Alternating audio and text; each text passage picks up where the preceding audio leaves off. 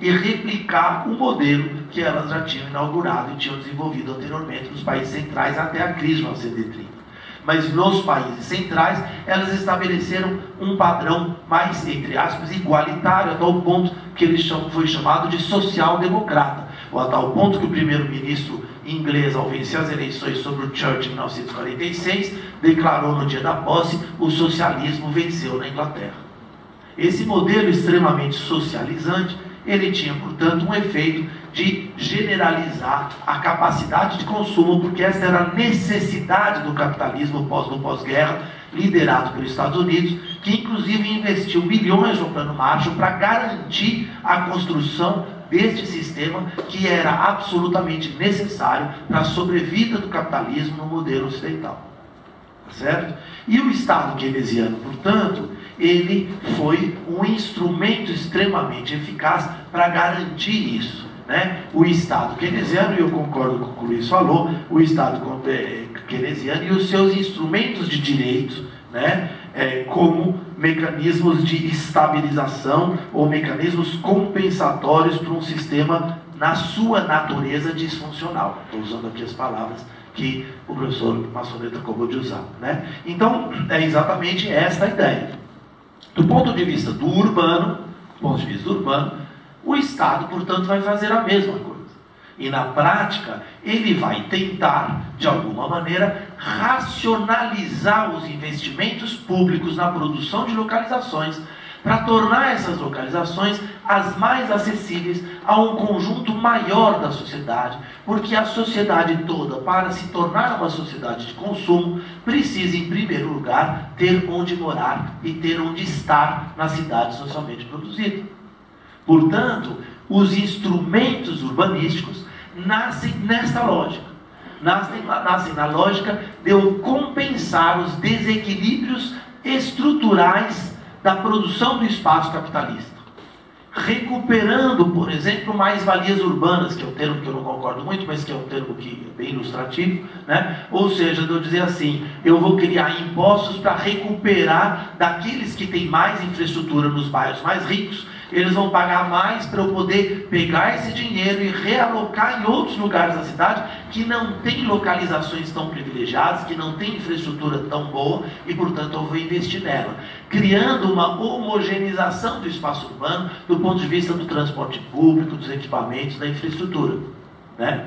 É por isso que o discurso modernista da década de 30 e 40 vai justamente nesse caminho, e aí tem um discurso famoso do Walter Gropius que diz: a cidade moderna não é a cidade burguesa da casa, do pavilhão, da casa no meio do jardim, essa casa, né, monofamiliar, que tem um jardim, a piscina, que o homem chega ao fim do dia cansado do trabalho, joga a pasta e vai beijar os dálmatas que chegam correndo naquele jardim maravilhoso. Isso é coisa da burguesia. Depois ele vai lá dar um beijo à mulher que ficou o dia inteiro cumprindo seu papel de dona de casa. Isso é coisa da burguesia, e isso aí vai acontecer na periferia, porque os ricos têm carros, se locomovem, etc e tal. Onde há centralidade, onde há investimentos públicos em infraestrutura, eu vou adensar, eu vou colocar muita gente morando em pequenas unidades habitacionais. É por isso que, se vocês viajarem pela Europa, qualquer grande cidade europeia, historicamente, ela vai ter justamente essa cara: quadras muito densas, sem recuos e sem jardins, mas com pátios internos coletivos, apartamentos muito pequenos, mas uma cidade para usufruir, localizações fenomenais, em que você sai da sua unidade e você tem a cidade a seu dispor. Você tem praça, você tem playground, você tem biblioteca pública, você tem centro de esporte, tudo é público, é coletivo, é para o uso do coletivo da cidade. E quem regula isso é o Estado regulador.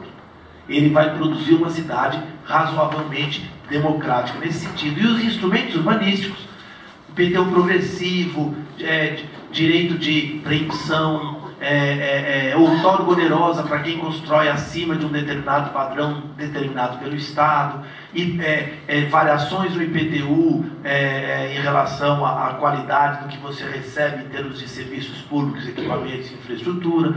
Tudo isso vai dar ao Estado uma forma dele regulamentar e dele regular essa produção do espaço dentro da lógica do Estado, do bem-estar social. Né? Esse padrão que começa depois dos anos 30, na Europa depois da Segunda Guerra, é o padrão do que o Aglietá chama estágio intensivo de acumulação na história do capitalismo, né? Superando o estágio extensivo anterior, quando o capitalismo exporta para o terceiro mundo o seu estágio extensivo anterior. Né? E aqui nós temos, portanto, no Brasil, uma lógica exatamente oposta a essa, uma lógica contrária a essa.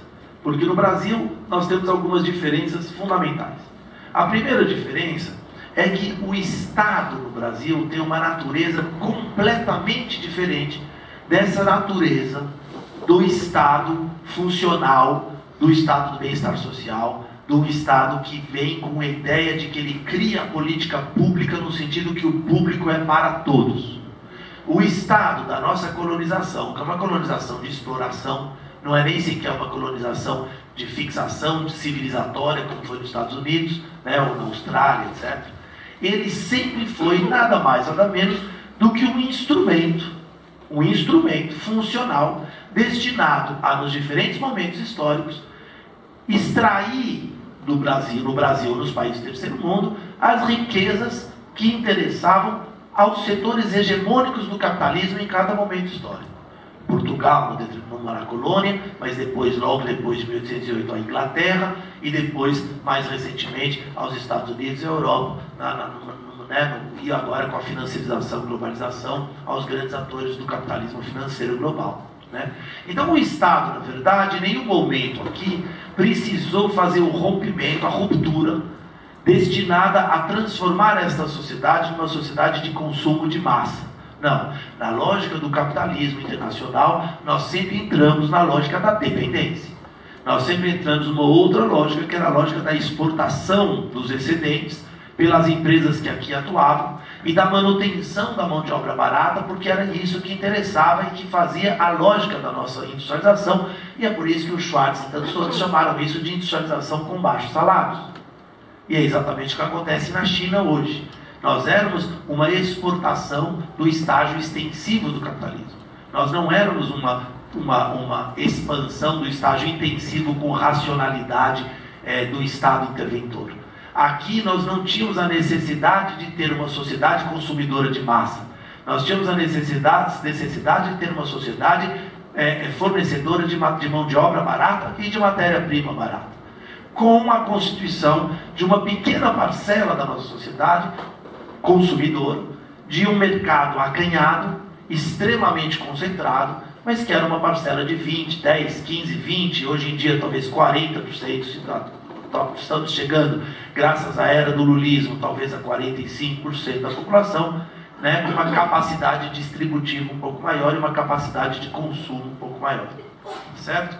Então, esse padrão nunca exigiu a necessidade de um Estado redistributivo da estruturação de uma sociedade homogênea e de consumo homogeneizado. Muito pelo contrário. Diz o Chico de Oliveira, as favelas e as periferias autoconstruídas foram um instrumento de rebaixamento constante do valor da força de reprodução da força de trabalho no Brasil. Certo? Então, nossas cidades representam esta natureza do Estado que os autores e intérpretes da formação nacional chamam do Estado patrimonialista. Por que eles chamam de patrimonialista? Porque Faoro e Sérgio Buarque de Holanda vão usar o termo weberiano da ideia de que o patrimonialismo é o Estado que se opõe ao Estado burocrático no bom sentido, né, da modernização da burocracia, né, do agente público, né, mas ao contrário, um Estado que se permite a imiscuição entre o que é do monarca, do senhor e o público de todos. Quer dizer, que o Estado, na figura do monarca, é o dono de tudo, em que público e privado não tem exatamente diferenciação. E este é um modelo que vai se reproduzir no Brasil ao longo da história, sem nunca ter tido a necessidade que fosse diferente. Muito pelo contrário. Nos anos da ditadura militar, o nosso modelo econômico era outro. Era um modelo rostowniano, como dizem os economistas, né, do Rostow, que dizia: é mais importante que as economias do Sul façam o bolo crescer para depois distribuir o que nunca viria a ocorrer, do que elas distribuam de cara. E por que isso? Porque eram sociedades que, a partir dos anos 30, da crise de 1930, tinham muita pobreza, portanto, muita mão de obra barata, né? E essa pobreza era decorrente da relação de preços da crise de 1930, que evidentemente foi repassada para a mão de obra pelos grandes produtores do Sul, né? Muito bem, por isso que surgem tantos governos populistas em toda a América Latina na década de 30, né? Mas enfim, isso é um parênteses. Mas o fato é que o modelo econômico da ditadura militar, ele era muito claramente o seguinte: na hora que eu tenho indústria e eu gero uma industrialização com um plano de metas e Juscelino muito rápida, mas uma industrialização que concentra a renda, e essa industrialização ela é concentradora da renda, porque se eu pego os poucos recursos que não são enviados para o exterior e se mantêm no território nacional, e eu reponho eles para constituir uma sociedade mais justa, distribuindo esses recursos, uma economia marcada pela pobreza tende a caminhar por um aumento forte do consumo, porque a pessoa pobre, quando ela recebe dinheiro, ela tem esse péssimo hábito que ela compra, né? Que seja comida para sobreviver, ou roupa, né? Para não morrer de frio. E ao comprar, ela gera pressão inflacionária. E ela gera pressão inflacionária e demanda em um país que não tem infraestrutura para isso. Portanto, gera pressão inflacionária, não tem infraestrutura para responder, não tem produto para colocar e gera, então, uma pressão inflacionária. Ao contrário, se eu concentro a renda na mão dos mais ricos, os mais ricos têm o ótimo hábito de fazer outra coisa do que consumir, porque eles já têm tudo, eles poupam. E a poupança, sim, é uma base econômica para eu poder lançar reinvestimentos numa lógica extremamente perversa e concentradora da renda de crescimento econômico. Por isso, o crescimento do milagre econômico, muito forte por um lado, mas altamente desigual e produtora de desigualdade econômica por outro. Muito bem. Então, neste contexto é que surge a cidade brasileira. Ela surge numa outra lógica. Numa lógica em que as periferias pobres são funcionais. Numa lógica em, como já disse Chico de Oliveira, no importantíssimo texto dele, a Crítica à Razão Dualista, que depois ele resume muito bem no Ornitorrinco, né? A pobreza é funcional ao sistema e à modernização. Chico de Oliveira coloca muito claramente que o subdesenvolvimentismo não é um estágio de estagnação por si só. Ele é um modelo de desenvolvimento. Ele é uma forma de crescimento econômico. Só que ele é uma forma de crescimento econômico que se alimenta do atraso e que, portanto, não pode ser redistributivo. E as nossas cidades são uma expressão espacial e territorial disso, à medida em que são as periferias pobres que constroem de maneira extremamente barata a produção da cidade formal. E o Estado aqui, em nenhum momento, vai se preocupar em produzir localizações de maneira homogênea. Ele não vai se preocupar em ter o discurso do Gropius. Aqui no Brasil, do mesmo jeito que o Estado é tomado pelas elites que dominam o sistema econômico, político, cultural ao longo da história, do ponto de vista da economia, ele também é tomado por essas elites do ponto de vista do urbano. E ao contrário dos países desenvolvidos, em que as periferias são ricas e os centros são densos e mais populares, aqui as nossas elites elas se acaparam da infraestrutura pública de criação de localizações e trazem para as melhores localizações a casa com jardim e o dálmata que chega no final do dia. Por isso, se vocês forem para o Jardim Paulistano, que é o lugar mais bem localizado da cidade de São Paulo, é o lugar em que vocês vão ver as melhores e maiores mansões, mais históricas, mais antigas, está lá do Jânio Quadros e tudo mais, com jardins incríveis, casas gigantescas, portões enormes, etc. e tal. É uma lógica em que as elites se acaparam das regiões com mais infraestrutura. Ou seja, em outros termos, as elites dos setores hegemônicos produzem para si as localizações urbanas e eliminam a disputa por localizações. Tornam a disputa por localizações absolutamente impossível do ponto de vista político, porque a dominação econômica é a dominação dos meios de poder, é a dominação política também. E, portanto, aos mais pobres resta o exílio da expansão periférica da cidade, sem infraestrutura, levando horas e horas para fazer o transbordo entre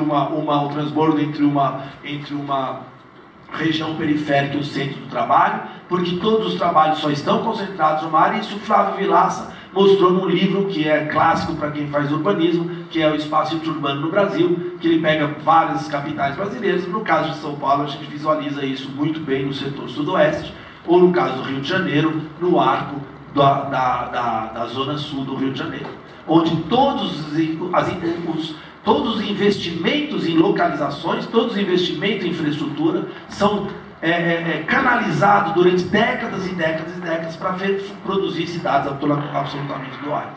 Muito bem, chega a Constituição de 88, e agora eu me reaproximo do que o Luiz já falou, e vimos nós com nossa grande expectativa de dizer, puxa vida, nós agora vamos ter instrumentos urbanísticos que vão ser capazes de mudar este quadro, porque eles vão, assim como ocorreu na Europa, o que é uma visão etapista que o Chico de Oliveira já havia criticado no Criticar a Razão Dualista, nós vamos aplicar instrumentos capazes de rehomogeneizar a cidade e de retorná-la equilibrada e, portanto, acessível para todos. Mas o que pode ser, não será. Isso não é parte da nossa lógica, não é parte da natureza do nosso Estado. O nosso Estado foi criado como uma máquina que tem 500 anos numa lógica exatamente oposta a essa. Portanto, quando você chega num governo, que é a parte que me toca no atual momento, você tem uma extrema dificuldade, porque você tem uma espécie de um ornitorrinco institucional, uma máquina jurídico-político desfuncional, que é justamente uma produtora das disfuncionalidades que o Luiz falou, e você fala, não, eu agora tenho instrumentos urbanísticos que vão absolutamente ser capazes de corrigir isso. Mas a correção, ela não está na capacidade jurídica de um instrumento. A real correção, ela está numa mudança estrutural, da estrutura política, econômica, social e cultural da sociedade. Então, fica muito difícil nessa situação você fazer ainda mais, porque faz parte dos instrumentos, dos meios da dominação sobre a cidade, sobre a economia e sobre o político no Brasil, você construir um universo jurídico institucional em que a diferenciação entre o que é legal ou ilegal, eu acho que isso, talvez o Luiz depois possa me explicar melhor, porque eu acho que isso deve ser uma característica do direito em geral, não só uma jabuticaba nossa, mas eu imagino que também aí a regulação do Estado possa mudar. Mas o fato é que aqui ela é extremamente frouxa. E a faixa, a banda em que você caminha entre o legal e o ilegal é muito pouco definida. E isso, evidentemente, é extremamente funcional. Porque na hora que você quer dar um golpe de Estado, se utilizando de um argumento, de uma pedalada que todo mundo usou, todos os estados e municípios brasileiros ao longo da história, e você transforma isso numa ilegalidade capaz de tirar o presidente da República, de repente se tornou muito útil essa margem muito frágil, muito pouco definida entre o que é legal e o que é ilegal. Se vocês forem para a cidade de Natal, vocês vão ver que tem uma avenida costeira e, normalmente, pelo Estatuto da Cidade, pelas leis urbanas brasileiras, você não pode construir em cima da praia. É a área do patrimônio da União. Mas na avenida costeira de Natal, você tem 10 resorts, ou, como é que chama? All included, um atrás do outro, né? Que estão ali e que são ilegais, mas são perfeitamente legais, porque se eles não fossem legais, eles não podiam estar ali, com todo mundo entrando, a polícia passando na frente, o juiz indo passar o fim de semana lá com a esposa. Então, tem alguma coisa errada. Essa confusão permanente entre o legal e o ilegal é uma das características do patrimonialismo. E ela é extremamente funcional para uma produção de uma sociedade extremamente disfuncional. Então, quando a gente vai falar em instrumentos urbanísticos no Brasil, a gente tem dois caminhos. Um primeiro caminho, para concluir, já estou concluindo agora, um primeiro caminho é de entender a limitação desses instrumentos e o quanto eles foram pensados, assim como todas as ideias fora do lugar, para citar o Schwartz, a partir de uma realidade que não tinha absolutamente nada a ver com a nossa realidade. A partir da realidade do estado do bem-estar social, de um outro estado cuja natureza é completamente diferente da nossa natureza patrimonialista, ou o que a gente quiser chamar. Esse é o primeiro ponto. Portanto, me juntei, né, exatamente ao final da fala do Luiz. Claro que assim, não terei tempo para isso, mas incorporando aqui as últimas transformações de um capitalismo financeirizado que exacerbou essas dinâmicas econômicas sobre o espaço. Mas com um porém, que a crise mundial do capitalismo, chamada globalização, que é uma crise de superprodução e de, portanto, falta de mercados, deu à nossa economia um novo papel no sistema mundial, que é um papel de, além de sermos fornecedores de mão de obra, de matéria-prima, nós nos tornamos também fornecedores de mercado de consumo, de consumidores. Por isso que, a partir do momento do Lula, você tem uma mudança significativa, porque coincide com esse período de expansão da internacionalização do capital financeirizado e da globalização, e nós entramos num momento contraditório, em que, ao mesmo tempo que se exacerbam os mecanismos extremamente excludentes, extremamente segregadores e desigualitários do Estado, ao mesmo tempo nós temos um período econômico em que se enxerga uma possibilidade da gente ter uma pequena mudança, porque uma parte um pouco mais significativa daqueles 30% pode ser admitida no mercado econômico, ampliando a nossa base de consumo nacional, porque nós não somos mais uma base de consumo da produção nacional, nós nos tornamos uma pequena parte da base de consumo da produção internacional. Fenômeno este que o Fernando Henrique Cardoso promoveu no Brasil, ao fazer, depois do Juscelino, pela segunda vez na história, uma abertura incondicional da nossa economia para a entrada no capital internacional. Segundo aspecto que a gente pode pegar nessa conclusão é que nós temos aí um grande dilema. Um dilema tradicional do pensamento da esquerda. O dilema entre reforma e revolução. O dilema que diz, bom, mas se eu pegar este primeiro aspecto, eu só tenho um caminho. O caminho da mudança radical e estrutural da sociedade brasileira. A grande questão é como é que eu chego lá. E a segunda grande questão é quanto tempo leva para chegar lá. E enquanto eu preparo os meios e as condições políticas para eventualmente ter algum tipo de mudança mais estrutural, pelo caminho que for, eu pessoalmente não acredito no caminho da Revolução Armada, mas enquanto eu construo outros meios, que seja pelo Fórum Social Mundial, por uma outra sociedade possível, por uma economia alternativa, por uma economia de outras riquezas, etc. e tal, enquanto isso acontece, a sociedade das disfuncionalidades da desigualdade, a cidade da desigualdade continua produzindo mortes, continua produzindo pessoas que morrem porque chove na casa delas, porque desaba, porque a desigualdade é extremamente forte. E nesse contexto, olha que contradição incrível, os instrumentos urbanísticos passam a ser um enorme avanço. Porque sem eles eu não conseguia sequer atender a essa condição imediata de uma situação que precisa ser de alguma maneira contornada, remediada, melhorada. Então nós vivemos uma constante contradição em que a gente entende os antagonismos e as impossibilidades estruturais dos instrumentos urbanísticos em geral, jurídicos ou econômicos ou que sejam, no sentido de transformar a cidade. A gente entende que eles são antagônicos e muito limitados para mudar essa estrutura, mas por outro lado nós nos agarramos a eles como a reforma urbana, porque sem eles a gente não seria sequer capaz de fazer os enormes avanços que mal e mal nós conseguimos fazer desde a Constituição de 88 e que, de certa forma, conseguiram amenizar essa enorme contradição que são as cidades brasileiras. Portanto, nós estamos num dilema permanente, muito difícil de ser resolvido e que explica talvez o fato de que para as esquerdas seja muito mais difícil construir as alternativas, porque ela rapidamente se engalfinha nesta disputa conceitual, ideológica e filosófica, enquanto que para a direita está tudo muito resolvido. É só eu continuar a fazer o desigual como regra, como meta, que está tudo muito fácil de ser feito. Esse é o grande desafio que a gente tem pela frente. Obrigado.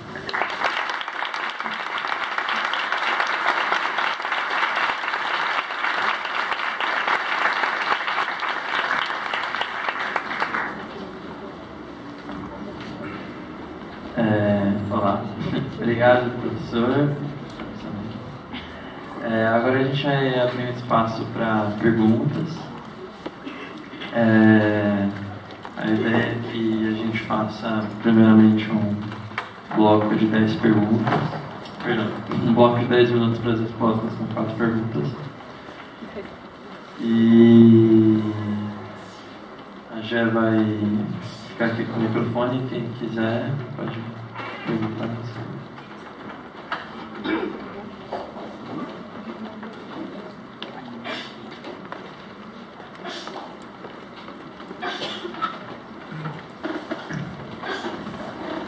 Alguém quer perguntar?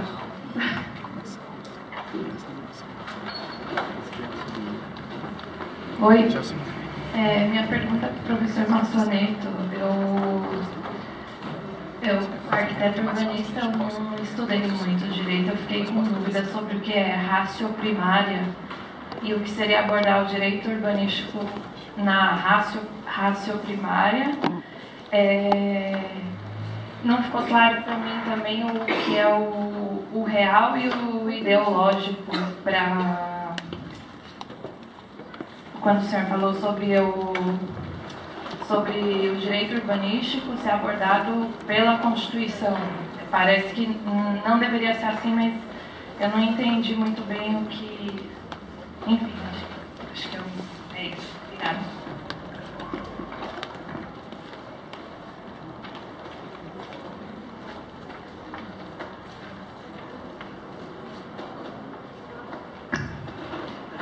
Eu vou pedir para quem vai fazer a pergunta vir aqui, que não sei se chega até tudo bem. Boa noite. Foi colocado aqui que a cidade é um produto do capital, produto do capitalismo, na verdade. Na minha visão, parece uma colocação um tanto generalista, porque nós temos a cidade formal e informal, com processos de produção de espaço completamente diferentes, né? Então, a minha pergunta é: como impedir que a construção do espaço nas periferias seja feita pelo capital especulativo? Como evitar que sejam geradas consequências tão drásticas como foram geradas na cidade formal dentro das periferias, na cidade informal?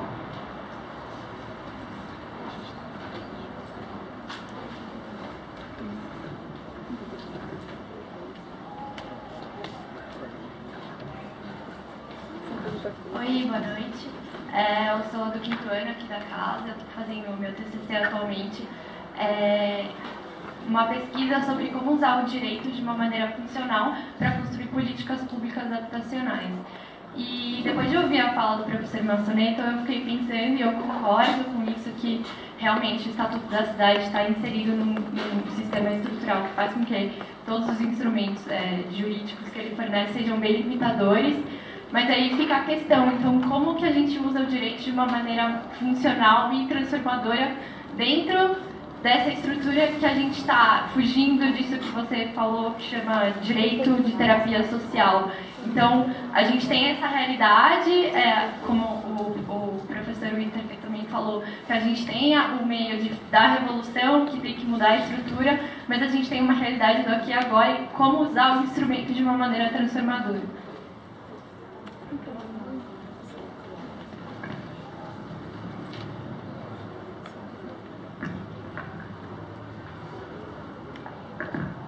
Boa noite, meu nome é Janaína, eu sou aluna do mestrado de Arquitetura e Urbanismo da UEL e UEM e eu estou pesquisando sobre os instrumentos do Estatuto da Cidade lá no Paraná. E eu fiquei muito intrigada quando o professor falou sobre discutir o direito urbanístico no coração do sistema, porque isso toca profundamente na questão. Porque discutir os instrumentos do Estatuto da Cidade, muita gente já discutiu, já foi dito, mas realmente chegar nesse cerne da questão, como a gente contorna, mas transpassa a Constituição para conseguir chegar nesse ponto de discussão. Isso me interessa bastante. Gente, a gente vai encerrar esse primeiro bloco de inscrição para os professores poderem responder e aí depois a gente faz mais um, conforme a demanda. Bom, na ordem que foi perguntado. Em relação a uma razão primária e uma razão secundária, o que eu quis sublinhar com essa distinção é que existe um modo de produção da cidade, que é um modo regulado, que nem sempre ele é aparente na utilização da norma positivada, né? Então, quando você observa a doutrina do direito urbanístico, é muito utilizada a palavra harmonização. O direito urbanístico ele visa harmonizar. E você vê que o direito urbanístico, longe de harmonizar, que ele opera na prática, por meio da sua gramática, é a produção de um espaço contraditório. Então, o primário é o coração do sistema que produz essa contradição. A aparência da norma é que o seu efeito é sempre um efeito compensatório. É um efeito que atua nesse secundário. Por isso que a gente fala de uma primazia do secundário. Porque, para usar uma expressão do Bourdieu, né, ocorre uma amnésia da gênese em relação ao primário. O primário está bloqueado. Né? O efeito da norma mesmo, ele é sempre esse secundário. Então, no caso do direito urbanístico, corrigir disfuncionalidades. Né? A política urbana na Constituição brasileira não deixa dúvida sobre esse caráter subsidiário e essa primazia do secundário. As cidades são disfuncionais e o desenvolvimento urbano visa corrigir essas disfuncionalidades. Quando eu faço a distinção entre o ideológico e aquilo que é real, é porque a materialidade do direito, ou melhor dizendo, a força normativa do direito, depende da sua aderência ao regime de acumulação do capital. Então, muitas vezes a gente vê diplomas normativos excessivamente principiológicos, como se essa consciência sobre o que deveria ser a cidade fosse suficiente para mudar aquilo que a cidade é. Então, quando eu falo ideológico, é uma certa concepção do direito com consciência e com uma força normativa capaz de alterar a realidade só por seus bons propósitos. Sendo que a força normativa, ela se expressa justamente nessa sua aderência à regulação real, ao desenvolvimento da reprodução do capital, como ela ocorre concretamente. Se a gente quiser fazer um esforço, pega qualquer plano diretor recém-editado e a gente consegue aqui dizer agora o que vai pegar e o que não vai pegar nos próximos 15 anos. Basta pegar aquilo que é aderente ao que tende a ser o movimento do capital nos próximos 15 anos e aquilo que se inscreve no plano como um conjunto principiológico de ideias e boas intenções. Em relação à pergunta do colega sobre a cidade no capitalismo, de fato, essa disfuncionalidade, analisar a estrutura contraditória do real, é perceber que a cidade formal e informal são faces da mesma moeda. A cidade informal não é a cidade na qual a formalidade ainda não chegou. A cidade informal é uma contraface da cidade formal. O professor João vai poder falar isso com mais propriedade, mas é um movimento desigual e combinado, ocorre simultaneamente. Então, do mesmo modo que a gente consegue, na leitura furtada, entender o conceito do centro-periferia como uma realidade combinada, a gente pode também projetar esse conceito para a compreensão do que acontece nas nossas cidades. A informalidade é uma função da formalidade. O valor da terra se dá por um mecanismo de diferenciação. Então, não existiria o valor da cidade formal com escassez de infraestrutura se não tivesse a contraface da informalidade.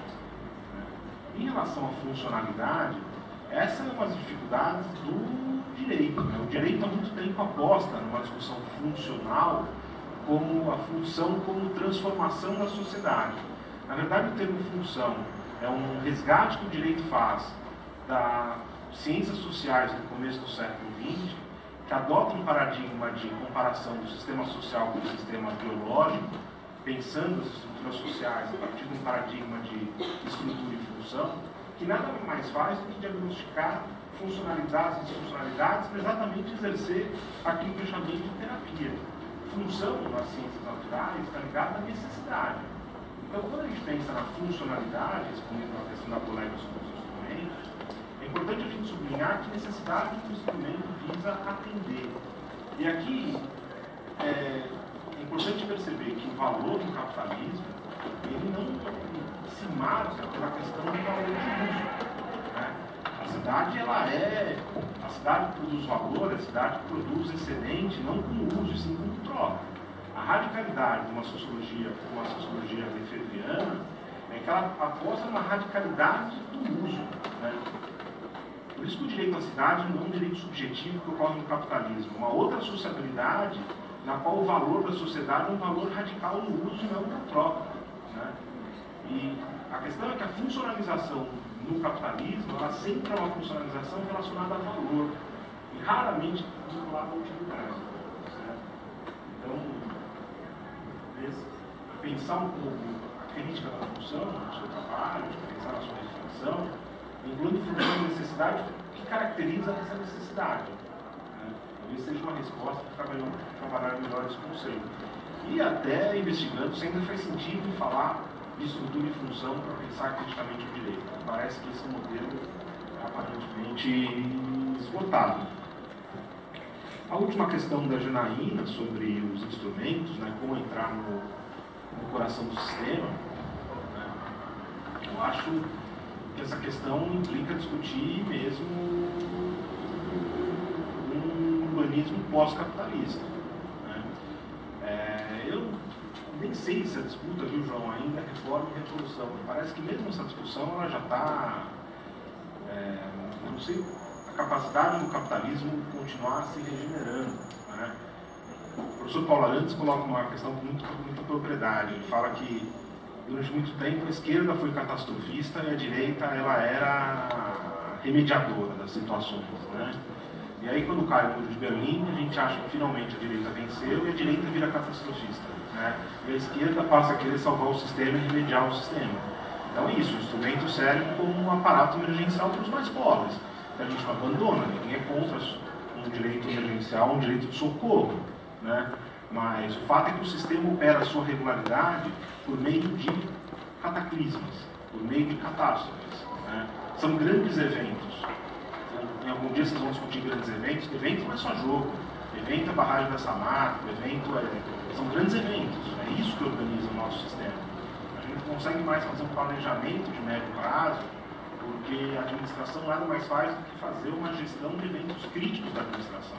Eu fui da administração, eu amo da administração. Estar na administração é administrar crises. Né? O capitalismo ele é crítico na sua essência, mas a administração hoje ela é catastrofista. Ela é uma crise atrás da outra. Né? Então, pensar os instrumentos no coração do sistema, voltar para a questão da ratio primária e ratio secundária, é não pensar só os instrumentos como mecanismos compensatórios para corrigir as disfuncionalidades do sistema. É priorizar aquilo que causa essas disfuncionalidades. Né? Agora, de maneira muito clara, essa não é uma questão do direito, no sentido que não é a dogmática crítica que vai operar a transformação dessa razão. Essa é uma questão da política. O direito ele cumpre um papel importante, até na questão situacional da política, mas longe da gente imaginar que uma boa forma jurídica, um desenho bem desenhado, uma boa instituição, um bom operador do direito, é capaz de transformar essa operação no coração do sistema. Essa é uma questão essencialmente da política. É uma questão da política conseguir roubar o fogo, né, dentro daquela linha do iluminismo que o Prometeu falava agora há pouco. Ou se a gente vai se conformar, cada um no seu lugar, né, comprometer o acorrentado, né, o comendo seu fígado toda noite. Né. Só sobre esse episódio, um aspecto importante, até para falar um pouco daquilo que divide a esquerda, o mito de Prometeu, né, a vingança de Zeus contra Prometeu não é uma caixa de Pandora, para a primeira das mulheres, que quando aberta faz sair todos os males da humanidade com um único mal que ela preserva, que é a esperança, que é o que sobrou para a gente, né, como evento que estava ali na caixa de Pandora. Então, eu acho que além só da gente se contentar com a esperança que veio na caixa, eu acho que a gente tem que desacorrentar o Prometeu e pensar em roubar de novo o fogo. Talvez seja esse um caminho da política para a gente voltar a discutir aquilo que é primário e não só o direito como mitigação da coisa secundária.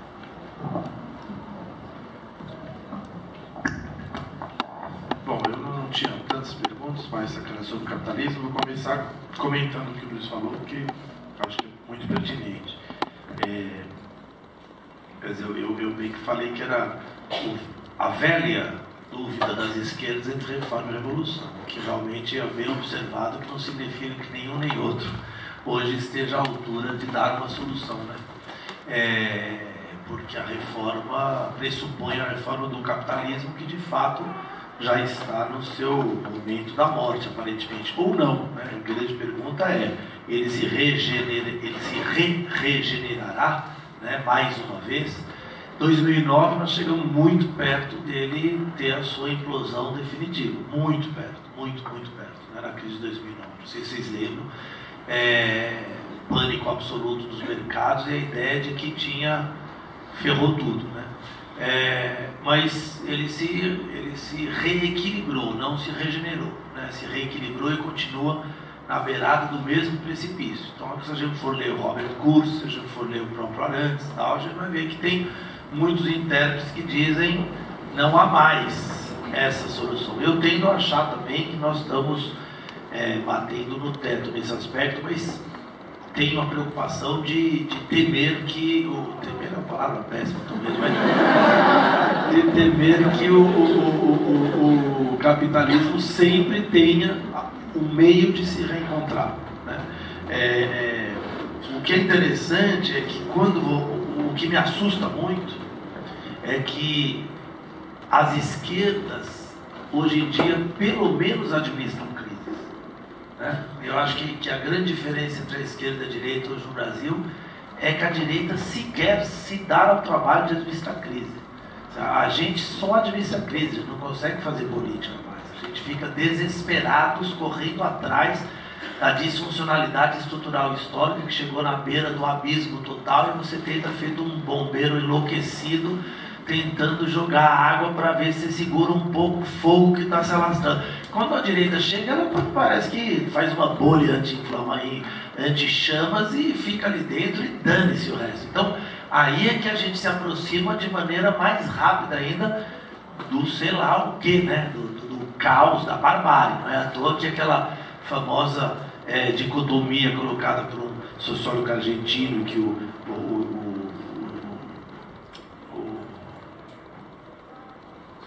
gente, eu esqueci agora o nome, se soubesse de que eu estou pensando, o Caio Prado Júnior recuperou aqui, o priminho depois recuperou o livro dele, que é justamente aquele limiar, equilíbrio extremamente tênue entre civilização e barbárie, né?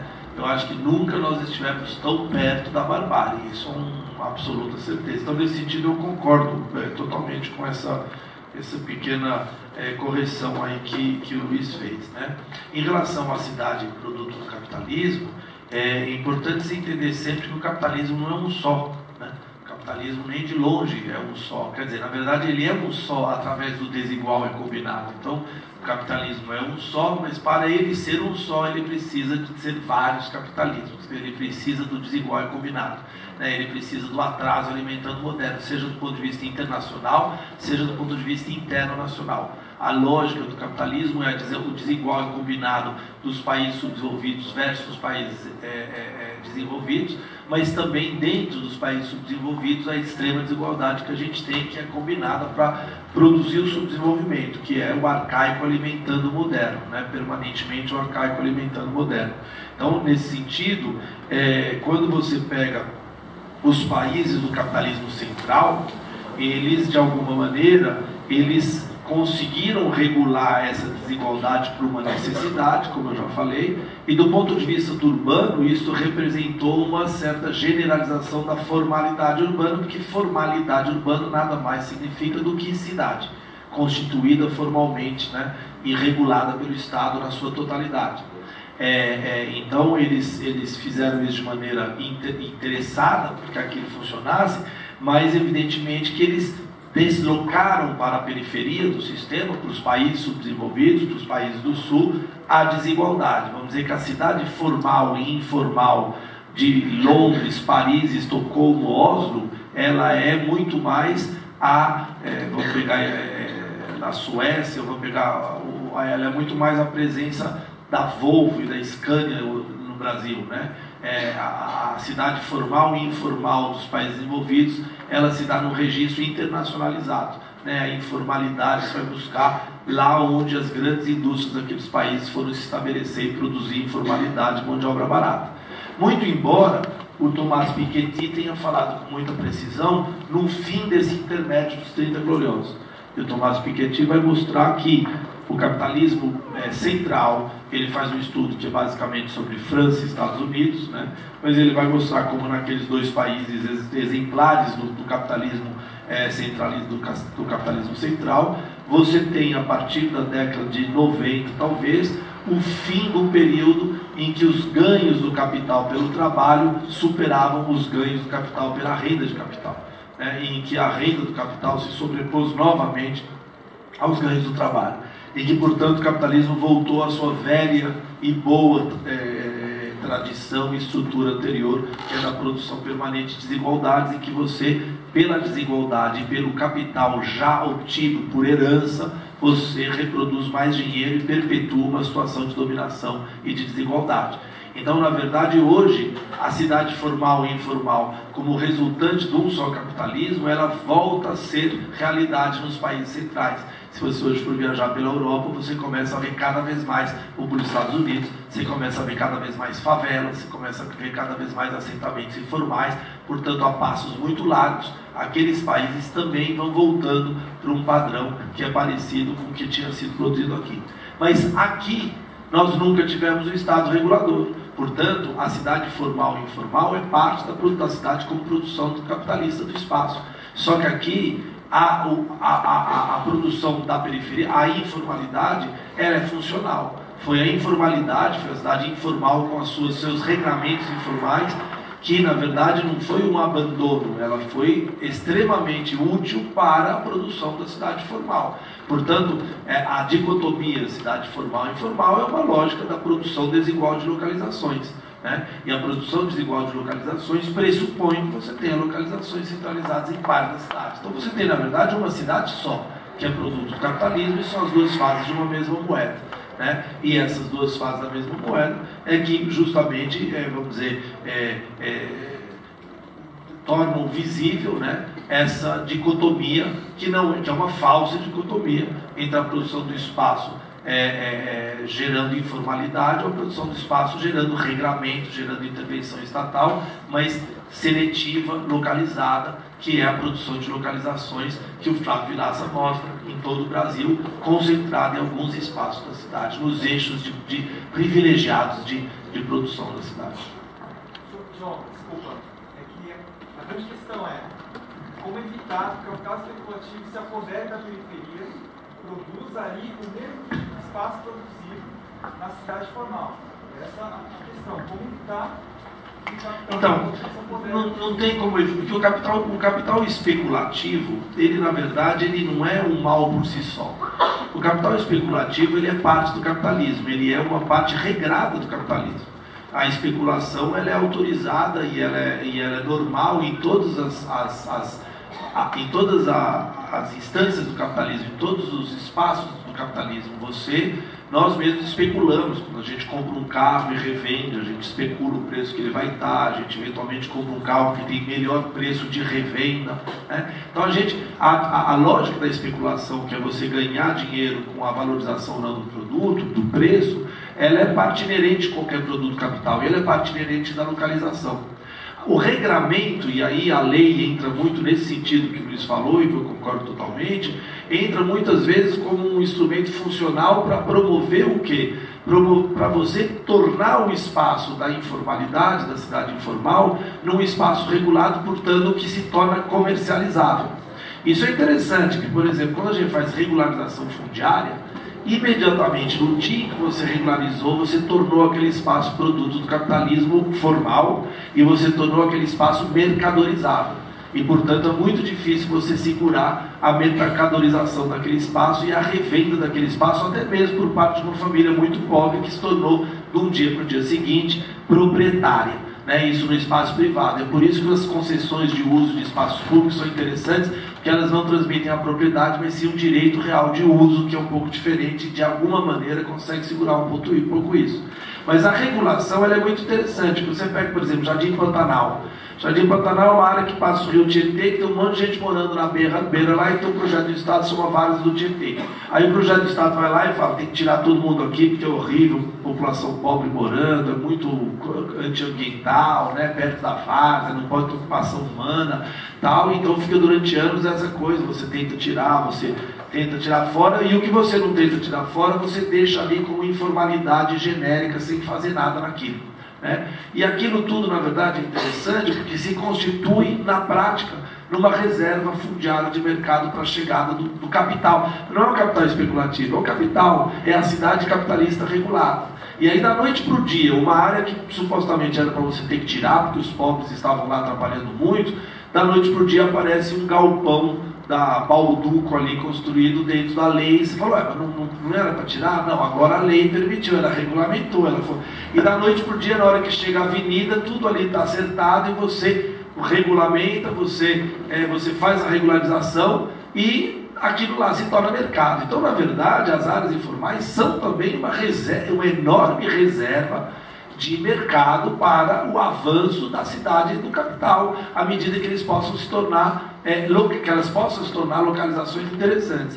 E a localização, a especulação por localizações hoje é tão acirrada na cidade de São Paulo que áreas que você não dava nada por aquela localização, de repente se tornam interessantes, porque na verdade está tão ruim que você morar no Baixo Morumbi, que na verdade é quase o Jardim Ângelo, que você leva horas para chegar, acaba se tornando glamouroso, porque o mercado vai transformando aquilo numa área, numa pseudo-localização, muito embora não seja uma boa localização, porque você está longe de tudo, está longe do comércio, está longe do trabalho, etc. e tal. Mas pelo menos você mora num prédio, tem uma guarita, tem um espaço de fitness e um garage band. Então é legal que você virou rico, né? Então você tem essa produção, uma fetichização do espaço que vai ganhando a informalidade. Como é que a gente pode fazer isso? Bom, aí a gente volta ao final, a grande discussão. A gente regulamentando, a gente fazendo um plano diretor que, de certa forma, se propôs, e avançou muito o plano diretor, ao propor na cidade o adensamento construtivo com tamanhos limitados e limitação de número de vagas de carro ao longo dos eixos estruturais do transporte público, para além do eixo sudoeste, que é o que o plano diretor propõe, pode ser um instrumento revolucionário, mas o problema não está mais na normalização, como acabou de nos dizer muito claramente o professor Massoneto. O problema já é político. Porque o que me garante que nas próximas gestões, porque a gente fala um plano diretor para 30 anos, o que me garante que esses corredores, que essa lógica estrutural de adensamento, etc., vai seguir esse padrão? Absolutamente nada. Né? Isso para falar de uma política que a gente consegue fazer, que é a urbanística, porque a política habitacional ela é mais difícil ainda, porque ela está mais ainda, vamos dizer, brecada, ela ainda está mais, vamos dizer, imobilizada pela necessidade permanente de você apagar incêndios e não fazer política, muito embora a gente tenha conseguido fazer um plano municipal de habitação, né? Mas que é ainda mais incerto do que o plano diretor, porque nem sequer em lei a gente transformou ele ainda, né? Vamos torcer para transformar até o final do ano e, se tudo der certo, pôr em prática numa próxima gestão. Pessoal, então, a gente foi atingindo o horário teto.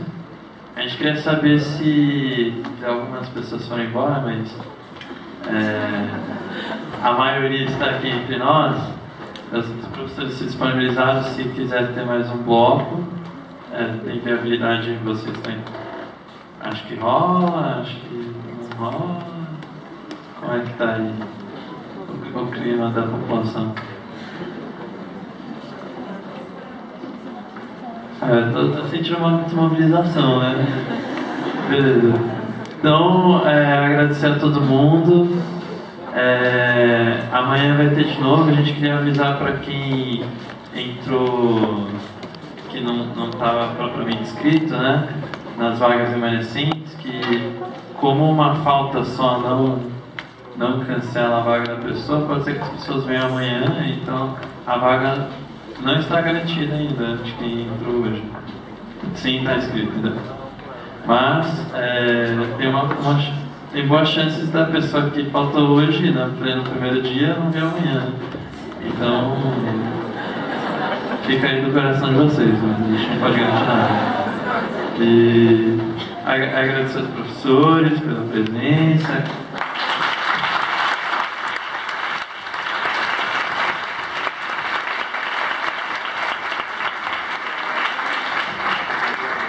Agradecer também ao apoio do IBDU, que está dando um apoio, né, pra gente, e agradecer a presença de todo mundo. Até amanhã, gente.